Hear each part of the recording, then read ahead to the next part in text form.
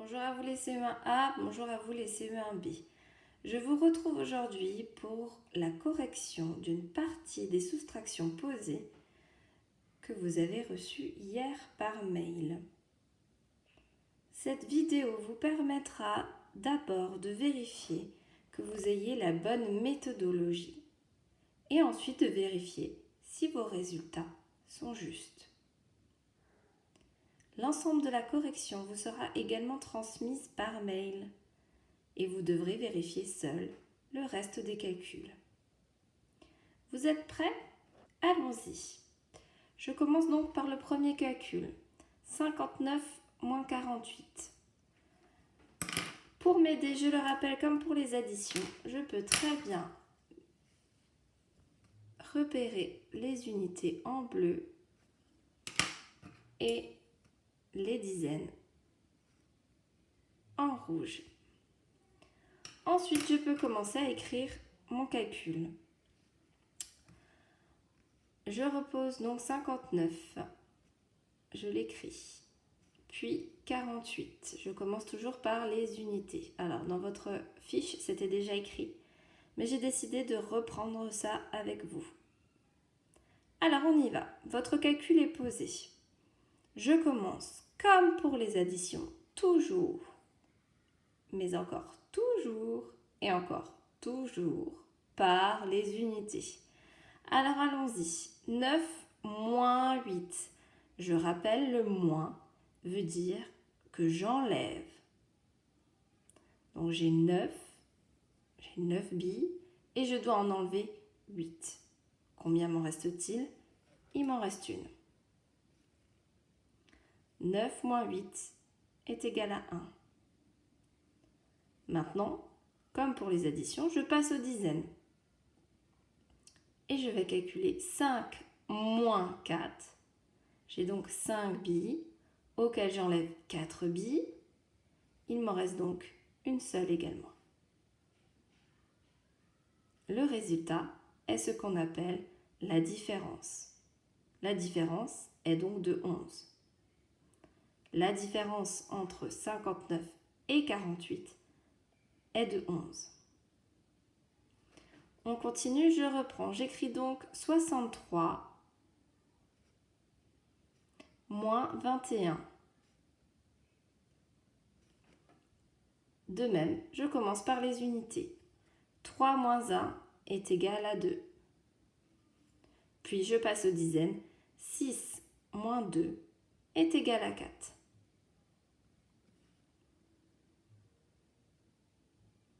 Un dernier exemple.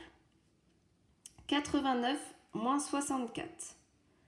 Pareil, j'écris mes nombres en colonne. Pour ceux qui ont besoin d'entourer les unités en bleu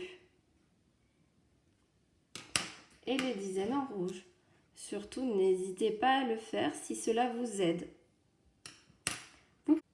Vous pouvez également annoter le petit U pour les unités et le petit D pour les dizaines si cela vous aide à bien placer vos nombres en colonne.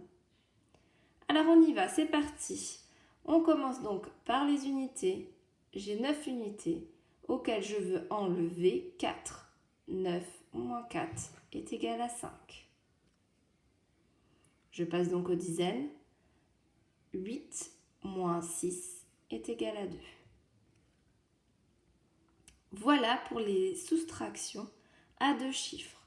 On va passer maintenant à la correction des soustractions à 3 chiffres. Même principe. Si vous avez besoin, vous entourez les unités en bleu, les dizaines en rouge et les centaines en vert. Ceci étant fait, vous pouvez directement les placer dans votre tableau, dans votre colonne. Je place mes unités, ensuite mes dizaines et mes centaines. Et je fais de même avec le deuxième nombre. Et bien sûr, je n'oublie pas le signe moins, qui signifie que l'on est en train de faire une soustraction. Je peux donc maintenant commencer à calculer. Je commence donc toujours par les unités. 2 moins 0, c'est-à-dire j'ai 2 billes et je ne dois enlever aucune bille. Il me reste toujours 2 billes. Je passe aux dizaines. 5 moins 3 est égal à 2. Et 3 moins 1 est égal à 2. Je passe au deuxième exemple.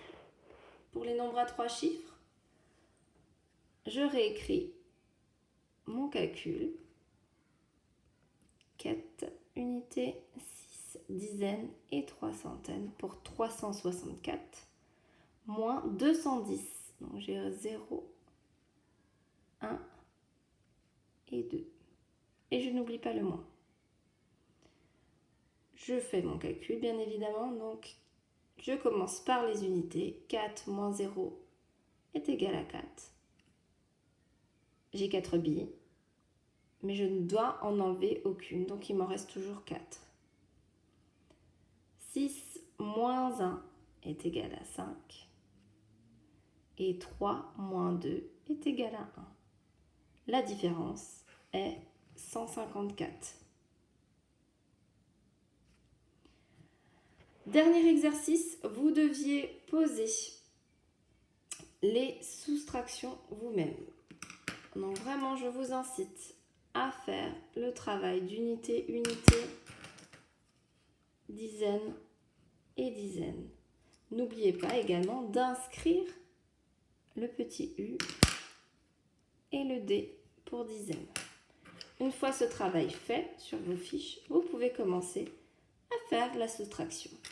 Donc, je commence d'abord à écrire mes nombres sous la bonne colonne. Puis je calcule.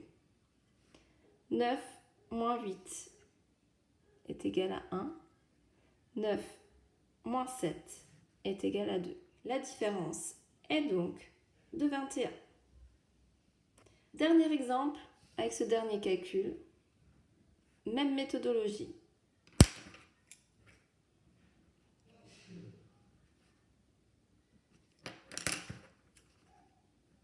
Et j'écris mes nombres. 75 moins 51.